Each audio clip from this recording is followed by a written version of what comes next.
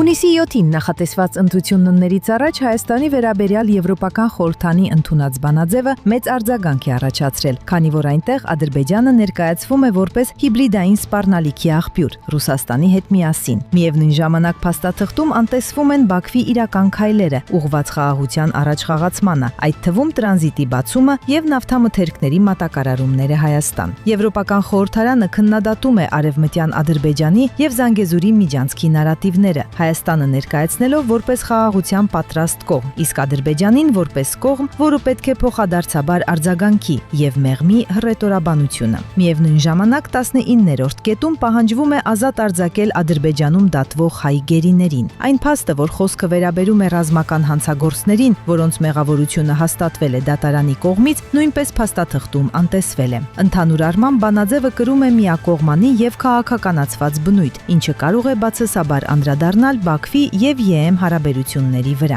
Ինչևէ, հիշեցնենք եւս մեկ անգամ, Ադրբեջանը խաղաղության կողմնակից է, սակայն մեր երկիրը պատրաստ է տարածաշրջանում ցանկացած զարգացման։ Իսկ Հայաստանի համար նոր էսկալացիան կարող է դառնալ շատ ավելի մեծ մասշտաբի աղետ, քան նախորդ պարտված պատերազմը։